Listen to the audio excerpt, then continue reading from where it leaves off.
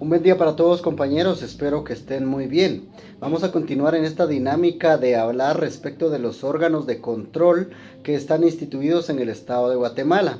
Hoy, al igual que en las anteriores ocasiones, vamos a hablar de dos muy importantes que están para diversas funciones en nuestro estado de Guatemala. Así vamos a hablar entonces, compañeros, de la Corte de Constitucionalidad y también vamos a hablar del Tribunal Supremo Electoral. Estos dos órganos tienen una función distinta, pero que suma a la estabilidad jurídica, a la certeza que nos deben de brindar a los ciudadanos guatemaltecos respecto de los servicios y de los, ¿cómo les digo?, de las funciones que deben realizar cada una de estas entidades.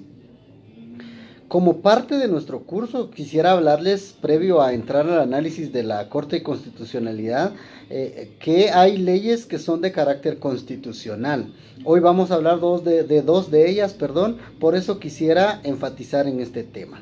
Usted recuerda que las normas normalmente las emite el Congreso de la República, porque es la facultad legislativa que le ha otorgado la Constitución en el artículo 174.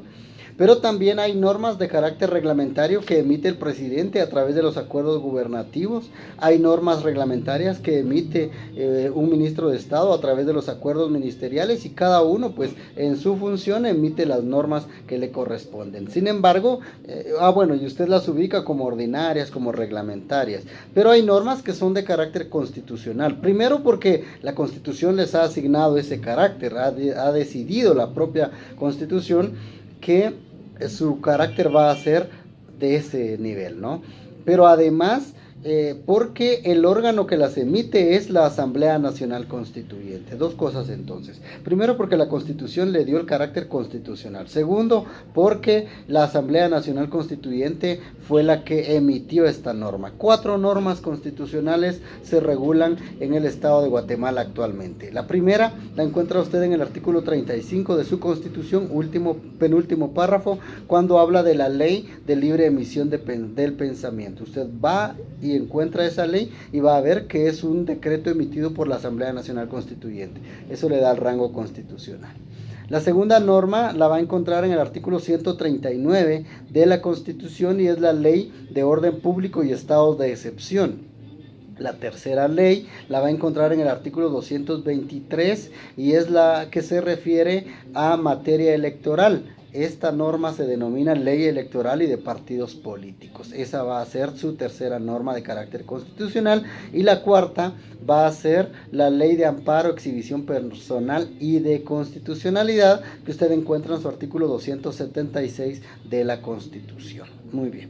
Analizado esto, subrayado, vamos a hablar entonces de la Corte de Constitucionalidad como primer tema de estudio. Señores, la Corte de Constitucionalidad tuvo su origen en unos diálogos constitucionales que se denominaban así, allá en 1964. Se llevaron a cabo estos diálogos constitucionales entre juristas de diversos países de Latinoamérica, y entre ellos, pues, los juristas guatemaltecos.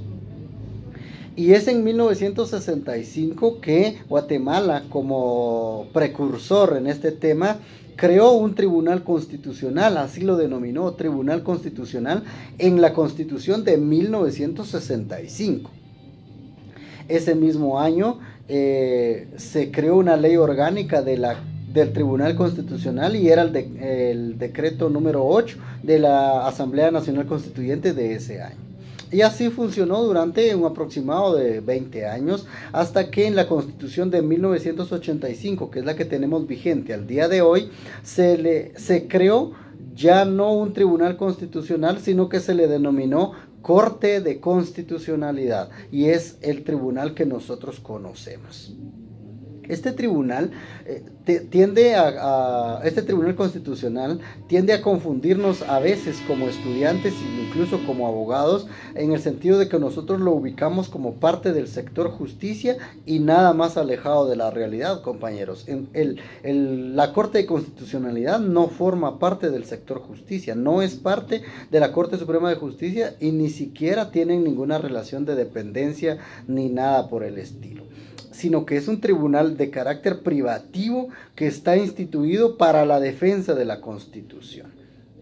Entendido esto, definamos entonces qué es la Corte de Constitucionalidad. Y la Corte de Constitucionalidad, compañeros, la vamos a definir como una institución de carácter permanente e independiente. Dos características: permanente e independiente. No está sujeto a ninguno de los organismos del Estado y es de forma permanente que está instituida, cuya función consiste en defender y tutelar los derechos fundamentales y la supremacía de la Constitución. Le corresponde la facultad de ser el intérprete de la Constitución Política de la República de Guatemala, o dicho de otra manera, los tribunales constitucionales son órganos centrales del sistema jurídico, encargados de resolver controversias jurídicas que les plantean los ciudadanos y las autoridades públicas, así como dar una interpretación definitiva a las leyes, a la Constitución y a las demás normas del ordenamiento jurídico. Si usted quiere una versión light, como siempre les digo, de las definiciones, podemos decir que la Corte de Constitucionalidad ejerce la guardianía de la Constitución. Es el guardián de la Constitución porque se le ha encomendado garantizar que la Constitución Política de la República de Guatemala prevalezca en el funcionamiento del Estado. Esa sería, en síntesis, nuestra definición doctrinaria. Ahora, legalmente, ¿cuál es la definición? La vamos a encontrar, compañeros, en el artículo 268 de nuestra Constitución, y el artículo 268 dice: es un tribunal permanente de jurisdicción privativa cuya función esencial es la defensa del orden constitucional. Ahora vayamos a la ley electoral, a la ley de amparo, exhibición personal y de constitucionalidad, y vamos a encontrar también la definición de la Corte de Constitucionalidad, compañeros, en el artículo 149, cuando dice: la Corte de Constitucionalidad es un tribunal permanente de jurisdicción privativa, cuya función esencial es la defensa del orden constitucional. Actúa como tribunal colegiado con independencia de los demás organismos del Estado y ejerce las funciones específicas que le asigna la Constitución y esta ley. Entonces, tenemos claro, nuestra Corte de Constitucionalidad es un tribunal colegiado, porque se integra de varios magistrados, de carácter privativo, porque no depende de nadie, es permanente porque siempre está instituida como parte del Estado de Derecho, y es independiente porque no está sujeto a ninguno de los otros organismos del Estado. Ahora, ¿en dónde encontramos el marco legal de la Corte de Constitucionalidad? ¿En dónde lo encontramos regulado? Bueno, ya hacíamos referencia, el artículo 268 de la Constitución hasta el artículo, déjenme ver por acá, aquí tengo mi Constitución, 268 al 272 de nuestra Constitución está el marco legal de la Corte de Constitucionalidad, y además lo encuentra usted del 149 al 189 de la Ley de Amparo, Exhibición Personal y de Constitucionalidad. Ahí usted va a encontrar entonces el marco legal de esta entidad. Veamos el tema presupuestario, cómo se maneja la Corte de Constitucionalidad. Eso lo regula también el artículo 268 de la Constitución en el segundo párrafo. Lo vamos a leer, compañeros.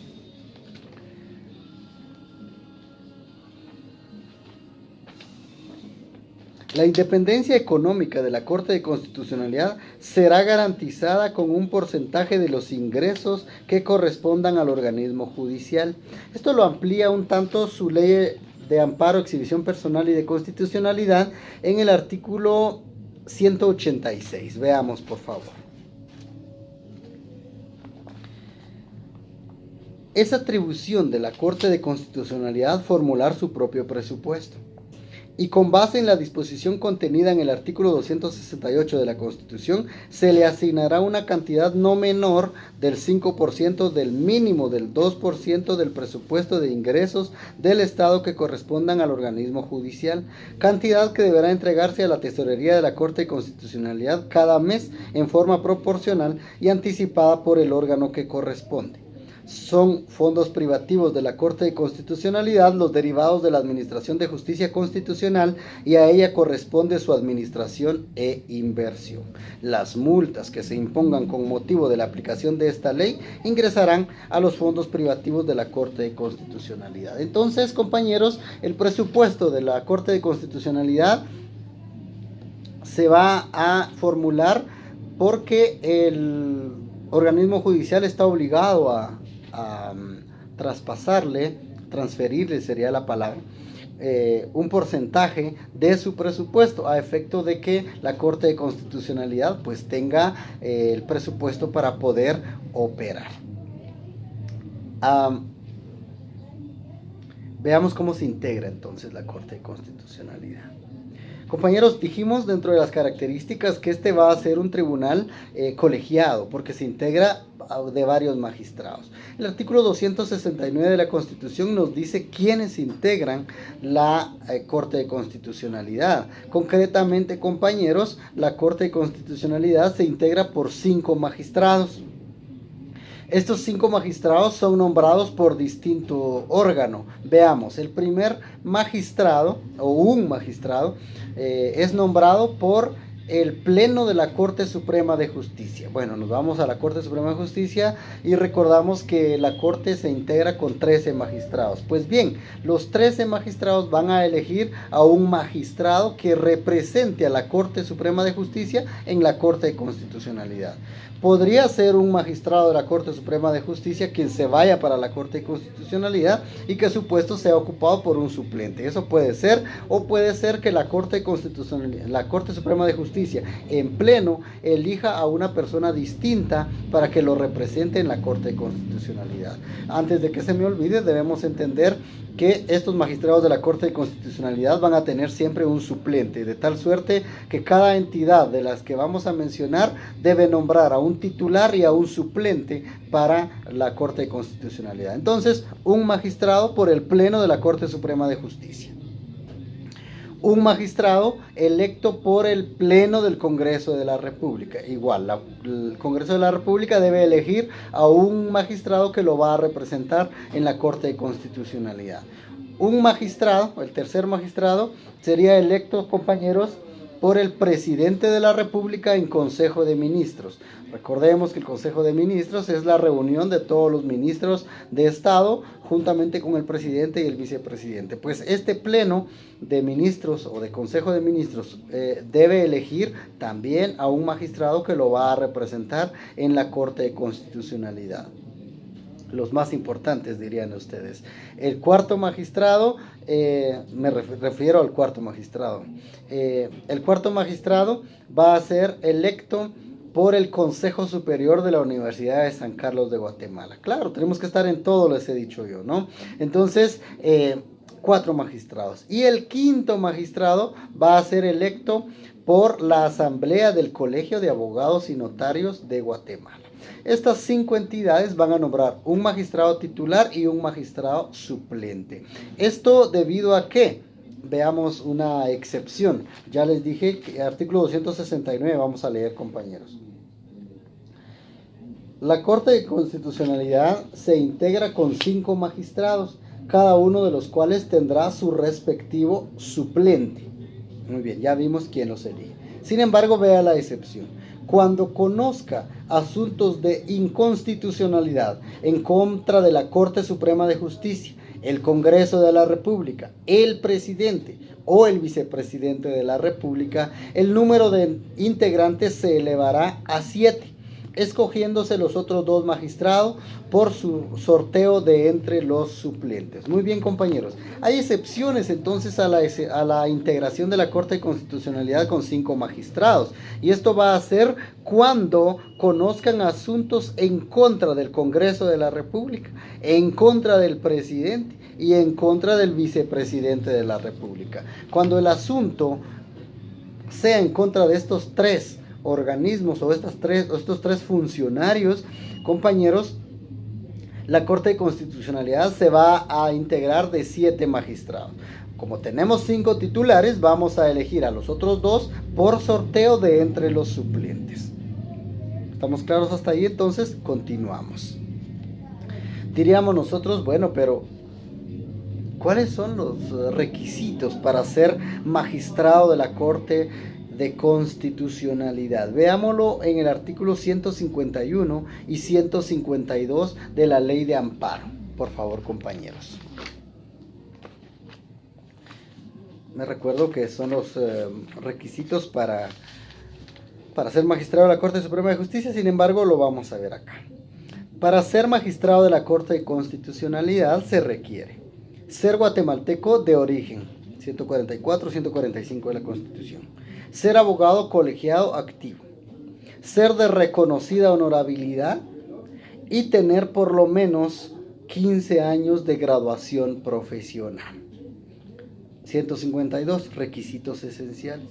Los magistrados de la Corte de Constitucionalidad, además de los requisitos contemplados en el artículo anterior y que les son comunes a todos ellos, deben ser escogidos preferentemente entre personas con experiencia en la función y administración pública, magistraturas, ejercicio profesional y docencia universitaria según sea el órgano que los designe. O sea que ya vamos por ahí, ¿verdad? Entonces, usted nota que existen requisitos esenciales para ser magistrado de la Corte de Constitucionalidad. Entendemos, compañeros, que en la Corte de Constitucionalidad van a estar las personas más ilustres del estado de Guatemala. En teoría, esos deberían ser los requisitos, ¿no? Van a estar las personas mejor preparadas académicamente, de mayor trayectoria, porque así lo dice el artículo 152 de la Ley de Amparo, ¿no? Entonces, usted ve los requisitos para ser magistrado de la Corte de Constitucionalidad. Ahora, ¿cuál es el plazo en que van a fungir estas personas en sus puestos, si lo podemos denominar así?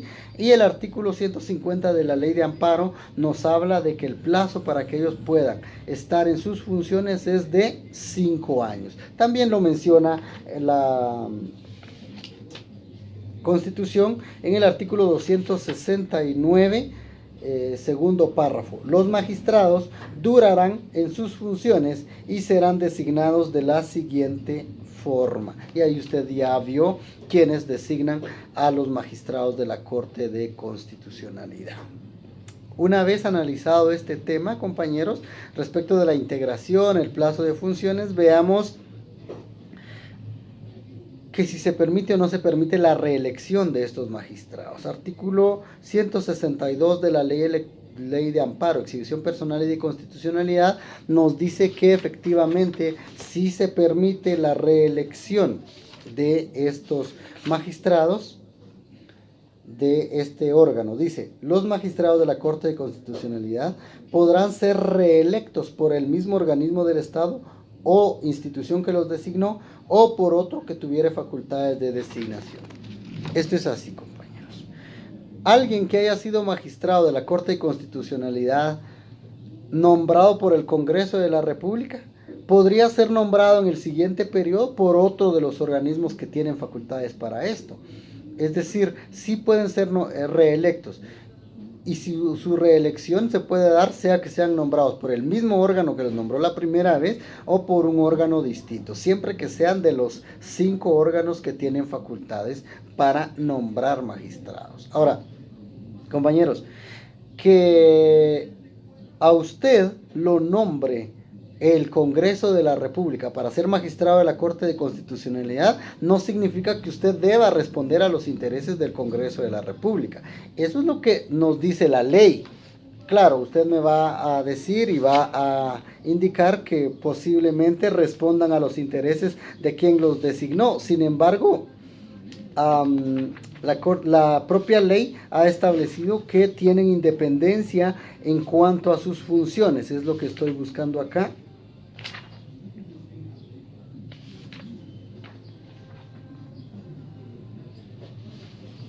En su artículo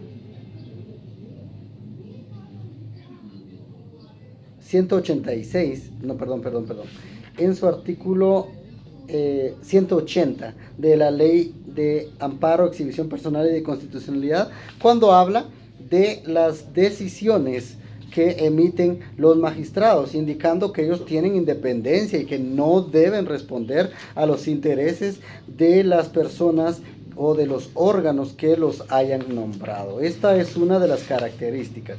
Es decir, que a usted lo nombre el Colegio de Abogados, la Corte Suprema de Justicia, el presidente de la República, no significa que usted deba responder a estos intereses, porque es únicamente la atribución constitucional de designación, no así de poder responder, o la obligatoriedad de responder a los intereses de quien lo nombró. Muy bien, sigamos, compañeros. ¿Cómo se ejerce la presidencia de la Corte de Constitucionalidad? Es una forma llamativa de ejercer la presidencia. Está en el artículo 158 y 159 de la Ley de Amparo, y dice que la presidencia, recordemos cuántos años van a estar 5 años, son 5 magistrados. Entonces la presidencia se la van a rotar 1 año cada uno. Es decir, los 5 magistrados van a ser presidentes en 1 año, hasta cerrar el círculo, ¿no?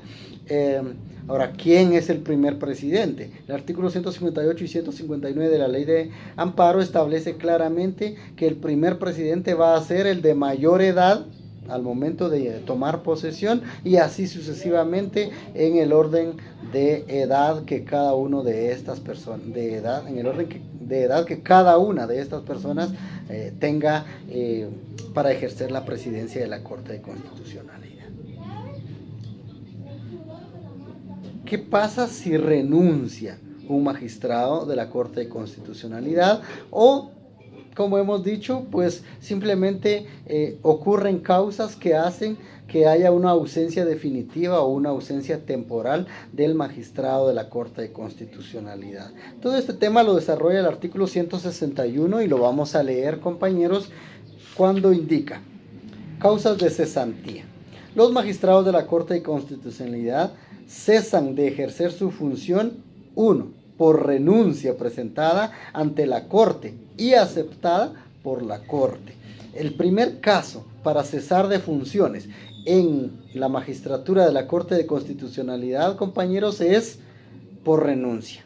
Ahora, pero no basta con que usted, compañero, renuncie, sino que su renuncia debe ser aceptada por la Corte de Constitucionalidad. Y aquí llamo su atención porque en la Corte de Constitucionalidad que está actualmente, en el año 2019, una de las magistradas, más o menos en el mes de julio, presentó su renuncia de la magistratura. Sin embargo, el Pleno de Magistrados nunca conoció esa renuncia. En consecuencia, como no conoció la renuncia, no fue aceptada su renuncia, o no se tuvo por aceptada, y ella continuó en sus funciones. De hecho, siguió, y este año, si no estoy mal, ejerce la presidencia de la Corte de Constitucionalidad. ¿Por qué? Porque su renuncia, si bien es cierto, fue presentada, el segundo requisito es que sea aceptada.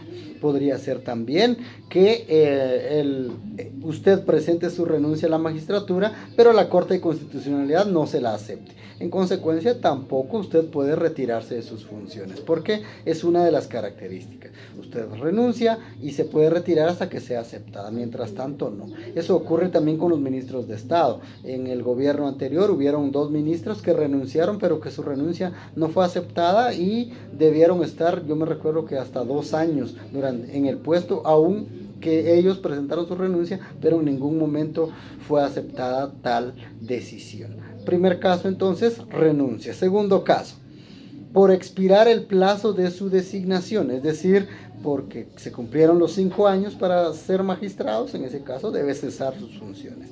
Tercer caso, por incompatibilidad sobrevenida. Supongamos que ha sido nombrado en otro puesto, tiene otra aspiración, tiene otro trabajo y pues le conviene irse a otro empleo. En ese momento hay incompatibilidad porque los magistrados no pueden desempeñar dos funciones a la vez, al igual que la mayoría de casos de la administración pública. Por motivación de auto de prisión, supongamos que sea enviado a prisión preventiva o que sea condenado por algún delito. Esta es una causa para que no pueda ser magistrado, porque va a estar en prisión, va a estar detenido, en tal consecuencia no puede ser. Y por último, por incapacidad propia de los funcionarios judiciales, una enfermedad, un fallecimiento, les he dicho yo siempre, o simplemente por que tienen que cuidar su salud. En esos casos, entonces, quien va a sustituir al magistrado, pues van a ser los suplentes, cuando es temporal. Los suplentes son quienes acuden a cubrir la vacante en la Corte de Constitucionalidad. Y si es definitiva, también el suplente es quien llega a cubrir la ausencia temporal o definitiva de este funcionario. Muy bien. ¿Cómo se organiza la Corte de Constitucionalidad? Sería nuestro siguiente tema, es decir, la estructura orgánica de la Corte de Constitucionalidad. Muy bien, el primer órgano de la Corte de Constitucionalidad va a ser la presidencia. Y usted ya vio que el presidente va a estar durante un año en forma rotativa. Y la base legal para la presidencia de la Corte de Constitucionalidad la vamos a encontrar en el artículo 166. La presidencia de la Corte de Constitucionalidad es la representante legal de la Corte. Es decir, el presidente es el representante legal de la Corte, convoca y preside la Corte de Constitucionalidad. Sus funciones están bien establecidos en el artículo 167, que también habla de la independencia que yo les indiqué hace un rato. Veamos lo que dice: los magistrados de la Corte de Constitucionalidad ejercerán sus funciones independientemente del órgano o entidad que los designó y conforme a los principios de imparcialidad y dignidad inherentes a su investidura. No podrán ser perseguidos por las opiniones expresadas en el ejercicio de su cargo. Ahí también usted ve las funciones de la presidencia. Luego, el siguiente órgano va a ser el Pleno de Magistrados de la Corte de Constitucionalidad, que está regulado en el artículo 178 de la Ley de Amparo. Luego va a encontrar usted al secretario, que lo encontramos en el artículo 187, cuando nos dice: funcionarios de la Corte de Constitucionalidad. Son funcionarios al servicio de la Corte de Constitucionalidad el secretario general. Entonces llevamos tres órganos, ¿no? El presidente o la presidencia del órgano de la Corte de Constitucionalidad, el Pleno de Magistrados de la Corte de Constitucionalidad, el secretario general de la Corte, los abogados jefes de sección, los oficiales y los auxiliares. 5 órganos entonces encontramos en la estructura orgánica de la Corte de Constitucionalidad. Ahora, ¿qué hace la Corte de Constitucionalidad? Diríamos nosotros, para finalizar nuestro tema de la Corte de Constitucionalidad. La competencia de la Corte de Constitucionalidad, compañeros, está definida en los artículos 272 de la Constitución.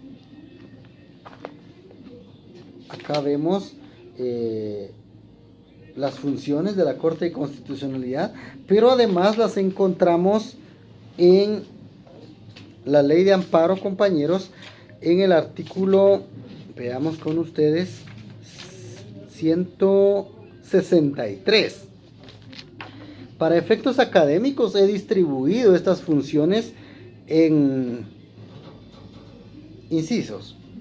Y vamos a decir que la Corte de Constitucionalidad tiene competencia jurisdiccional, o sea, una atribución jurisdiccional. Y la defino de la siguiente manera: es la que le permite a la Corte de Constitucionalidad conocer de los procesos constitucionales. Es decir, le compete conocer en única instancia ciertos procesos. Es decir, es un órgano jurisdiccional para ciertos procesos. Por eso se denominé a esta competencia como competencia jurisdiccional. La encontramos en el artículo 272, literal A, cuando dice inconstitucionalidad de leyes. Cuando usted plantea que una ley es inconstitucional, usted la debe plantear directamente a la Corte de Constitucionalidad. Por eso es función jurisdiccional. Luego dice que va a conocer amparos en forma uninstancial o en única instancia. Está en su artículo 272, literal B de la Constitución, y lo vamos a leer acá. Es decir, que también tiene facultades para conocer amparos que son de única instancia. Solo ahí se van a conocer. Conocer, literal B, en única instancia en calidad de tribunal extraordinario de amparo, las acciones de amparo interpuestas en contra del Congreso de la República, la Corte Suprema de Justicia, el presidente y el vicepresidente de la República. Es decir, la competencia esta le permite a la Corte de Constitucionalidad ser un órgano jurisdiccional cuando su demandado, para bien decir, sí demandado, ¿verdad? ¿Sí? O la autoridad impugnada o contra quien usted interpone el amparo es el Congreso de la República, la Corte Suprema de Justicia, el presidente y el vicepresidente. Todo lo que usted tenga en contra de ellos es a la Corte de Constitucionalidad en materia de amparo. Muy bien, también conoce inconstitucionalidades en caso concreto, como usted ve en el artículo 272 literal D. Conoce también las apelaciones en materia de amparo que se establecen en contra de los órganos que establece el inciso C del 272, y vamos a ver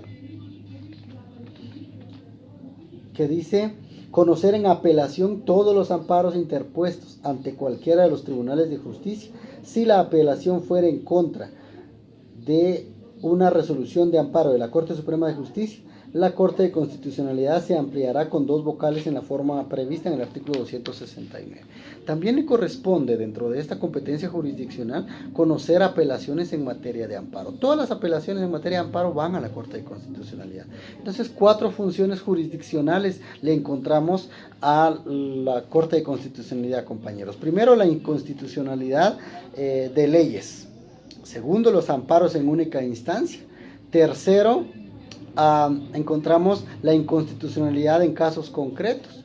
Cuarto, las apelaciones en materia de amparo. Todo ello enmarcado entonces en el inciso A, inciso B, inciso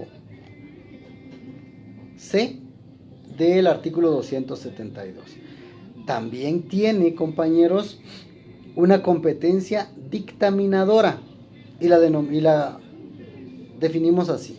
Esta competencia le atribuye al Tribunal Constitucional poder emitir dictámenes de carácter vinculante, es decir, que se deben de cumplir de manera obligatoria, porque el dictamen emitido por la Corte de Constitucionalidad es vinculante. Cuando emite dictámenes la Corte de Constitucionalidad, lo encontramos nosotros en el inciso E del artículo 272, cuando indica, perdón, no es el inciso E, vamos a ver acá mejor, en nuestra ley es en el inciso F, y también está en nuestra ley de amparo, cuando se refiere al inciso F, perdón, sí, era el inciso F, pero de la ley de amparo. Ahí encuentra usted el inciso E, emitir opinión sobre la constitucionalidad de los tratados, convenios de ley, conocer relativo a los conflictos de competencia o jurisdicción en materia de constitucionalidad, literal H, emitir opinión sobre la inconstitucionalidad de leyes, literal I, actuar, opinar, dictaminar o conocer de aquellos asuntos de su competencia establecidos en la Constitución Política de la República de Guatemala. Luego el artículo 164 habla también dictaminar sobre la reforma a las leyes constitucionales, emitir opinión sobre la constitucionalidad de los proyectos de ley que le solicite el Congreso de la República. Entonces, emite opinión la Corte de Constitucionalidad. Esta es su segunda función. Ahora, o segunda competencia. Competencia dirimente denominamos a la otra. Es una competencia que casi no se le demanda a la Corte de Constitucionalidad, pero que es sumamente importante para nuestra justicia. Es decir, le toca conocer cuestiones de competencia entre organismos y entidades autónomas. Artículo 164, literal C de la Ley de Amparo y el artículo 272, literal F de la Constitución de la República, de la Constitución Política de la República de Guatemala. Competencia política le denominamos a la siguiente. Dentro de las competencias de la Corte de Constitucionalidad, compañeros, podemos encontrar que hay decisiones que tienen un matiz político. Estos están definidos en el artículo 277, inciso C de la Constitución. Veamos, por favor.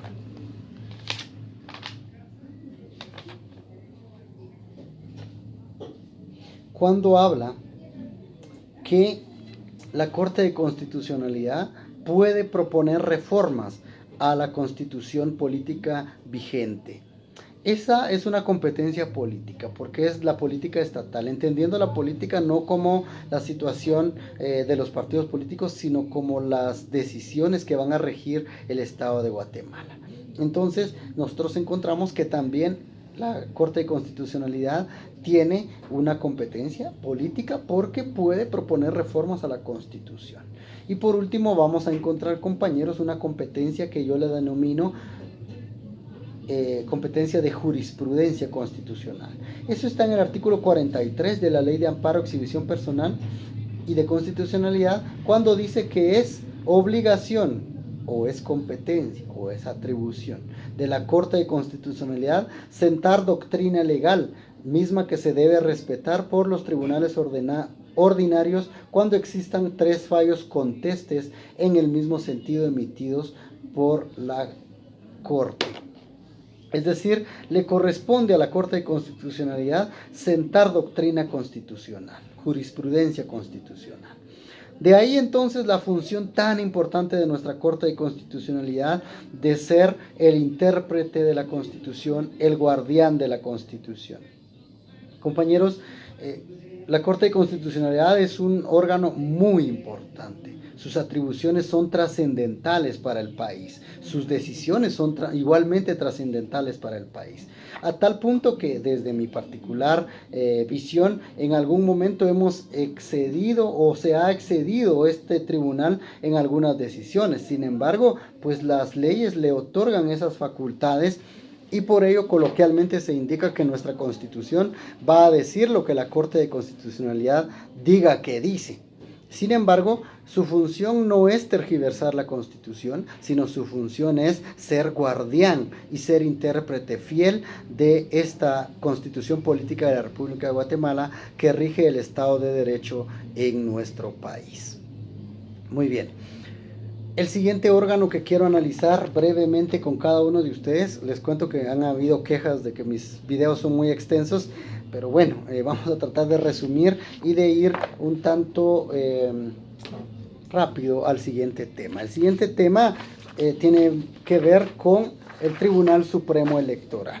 El Tribunal Supremo Electoral, entonces, compañeros, es otro órgano de estos tan importantes que nosotros tenemos en nuestro ordenamiento jurídico.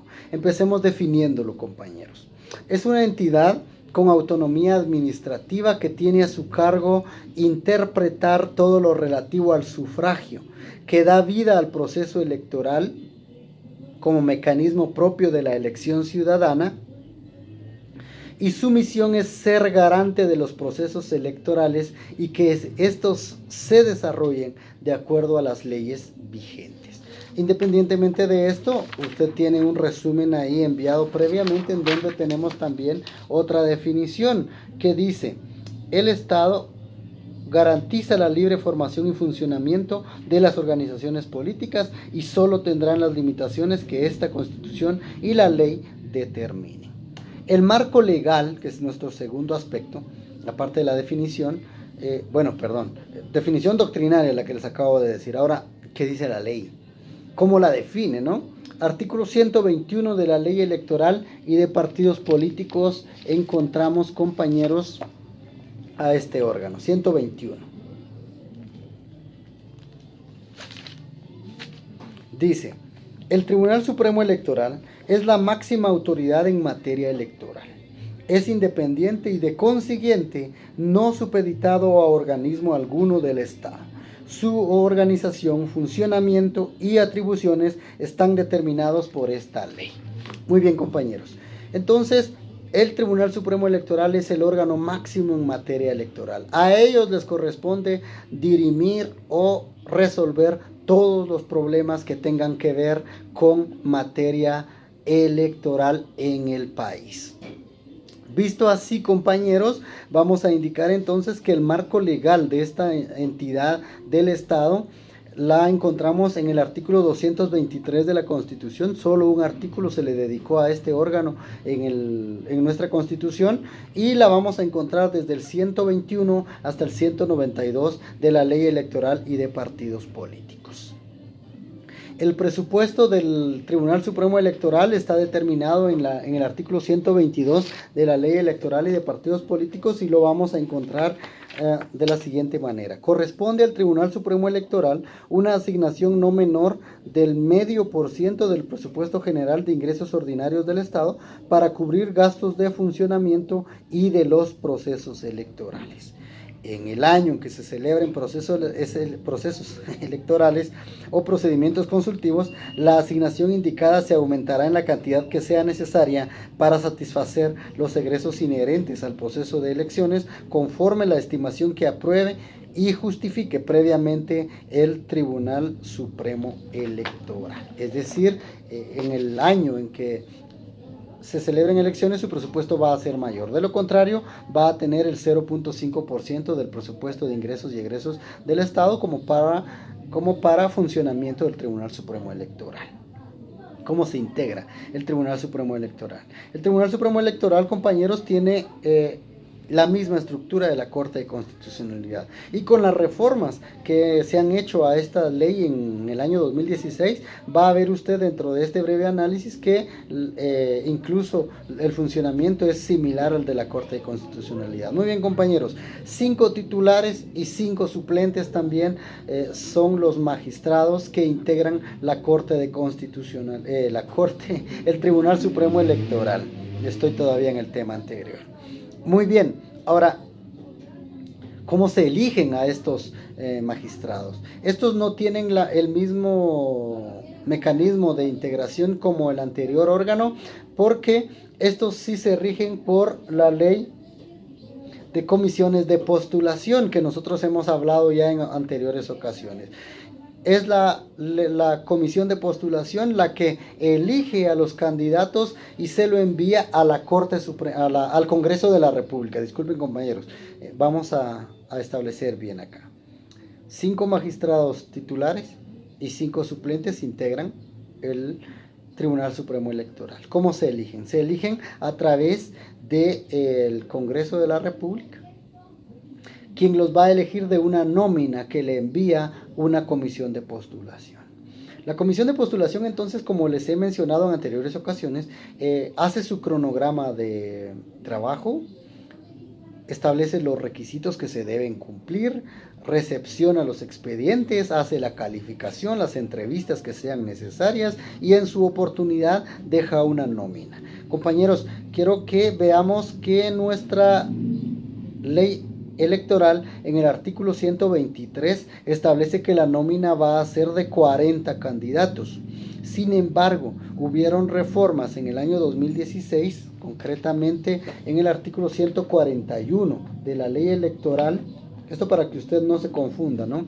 Porque el 123 de la ley electoral habla de una nómina de 40 candidatos. Sin embargo, el artículo 141 de la ley electoral dice El funcionamiento de la comisión de postulación se rige por las normas siguientes. La comisión tiene dentro de sus funciones elaborar una nómina escrita de 20 candidatos a magistrados del Tribunal Supremo Electoral, de la cual el Congreso de la República efectuará la elección a la que se refiere el artículo 123 de esta ley. Entonces tenemos una disyuntiva ahí, ¿no? El 123 nos dice que la nómina es de 40 candidatos y el 141 nos dice que es de 20.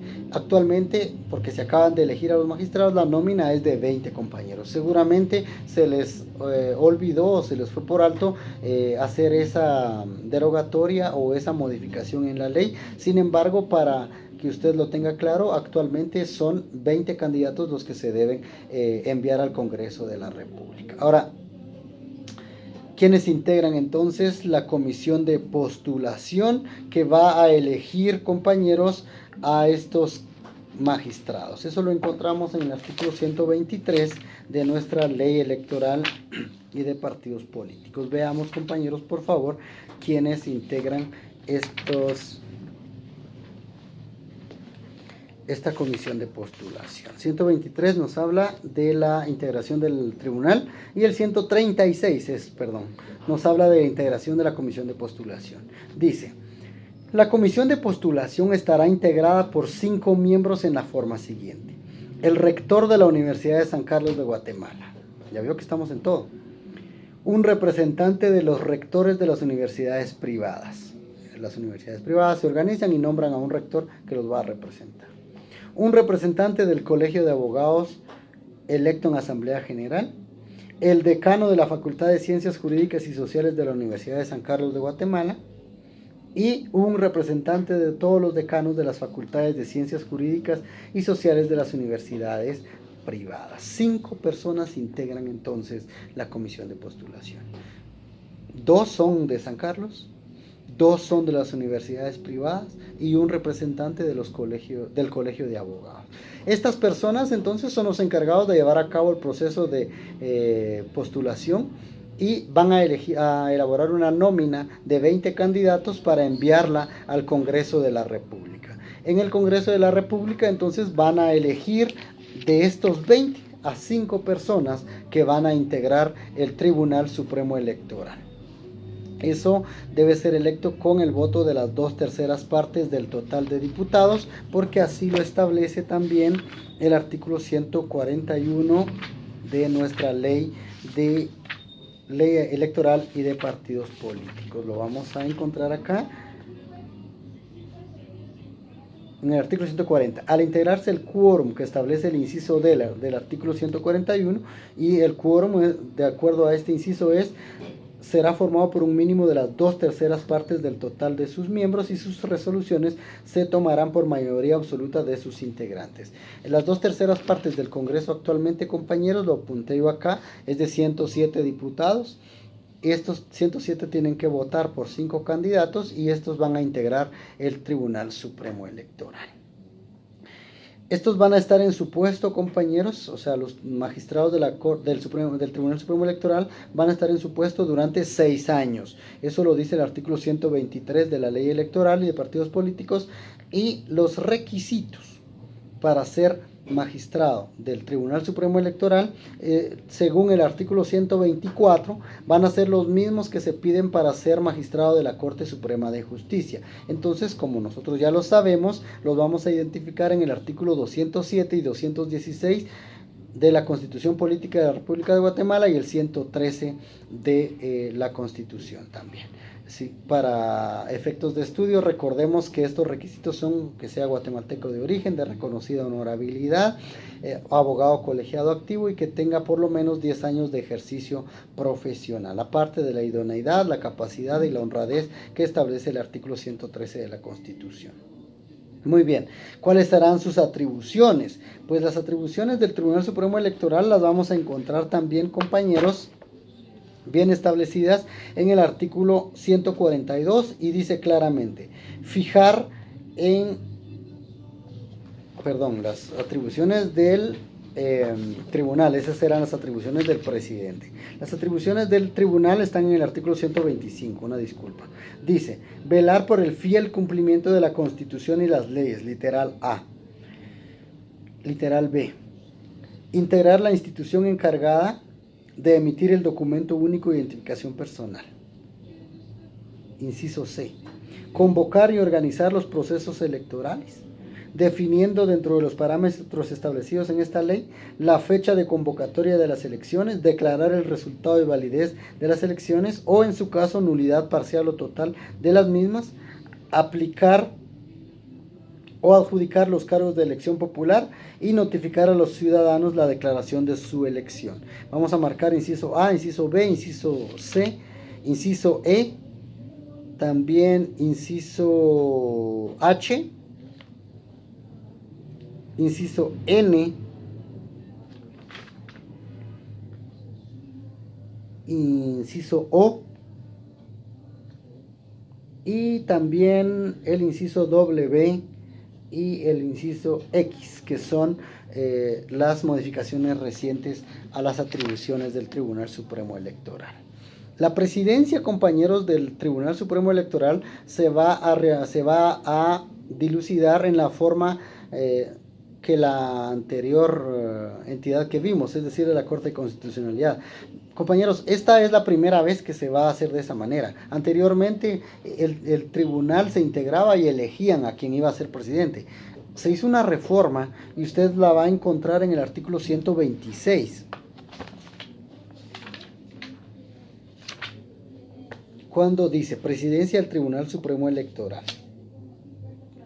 Fue reformado por medio del decreto 26/2016, en el año 2016, para bien decir, y dice, la presidencia del Tribunal Supremo Electoral será desempeñada por los mismos magistrados titulares que la integran, en forma rotativa en 5 periodos iguales, comenzando por el magistrado de mayor edad y siguiendo en orden descendente de edades. En la primera sesión que el Tribunal Supremo Electoral celebre después de haber sido instalado, procederá a designar al presidente y a establecer el orden de los magistrados vocales conforme a su derecho de asunción a la presidencia. Esta es la primera vez que van a realizarla de esa manera.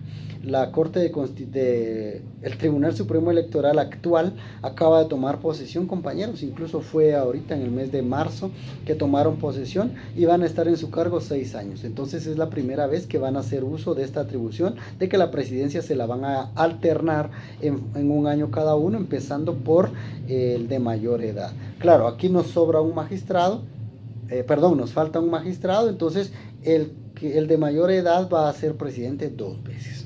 Porque recuérdese que ellos van a estar en su puesto 6 años y ellos son 5. Por eso esa característica especial. ¿Qué hacemos si hay magistrados ausentes? Nuevamente, los suplentes van a cubrir a estos magistrados porque el Congreso, al momento de nombrar, va a nombrar a los titulares y a los suplentes por renuncia o por las situaciones que sean. Por último, veamos, compañeros, las autoridades que rigen en materia electoral.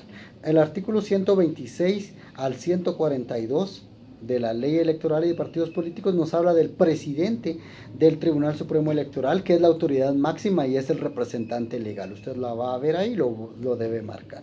Luego va a encontrar usted al pleno de magistrados del Tribunal Supremo Electoral, que lo encuentra en el artículo 131 de la Ley Electoral, al secretario general, que es el tercer funcionario en orden jerárquico, que está en el artículo 143, al inspector general, que usted encuentra en el artículo 146, al auditor, que encuentra en el artículo 149, y al departamento de contabilidad, que usted encuentra en el artículo 151, todos de la Ley Electoral y de Partidos Políticos, ¿no?